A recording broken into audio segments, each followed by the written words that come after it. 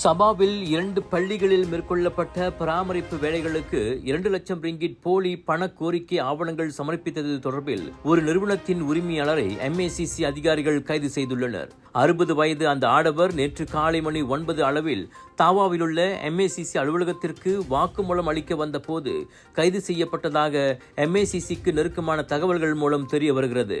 கடந்த 2020ஆம் ஆண்டில் அந்த நபர் இதற்கான இந்த போலி வங்கி பண கோரிக்கையை சமர்ப்பித்ததாக தெரிகிறது. மேலும் அந்நபர் அந்த பண கோரிக்கைக்கான போலியான வங்கி கணக்கறிக்கைகளையும் சமர்ப்பித்துள்ளார். துரித பொருளாதார ஊக்குவிப்பு திட்டத்தின் கீழ் சபா மாநிலத்தில் உள்ள 2 பள்ளிகளில் பழுது பார்க்கும் மற்றும் பராமரிப்பு பணிகள் தொடர்பான போலி பண கோரிக்கையை அந்த ஆடவர் சமர்ப்பித்ததாக நம்பப்படுகிறது.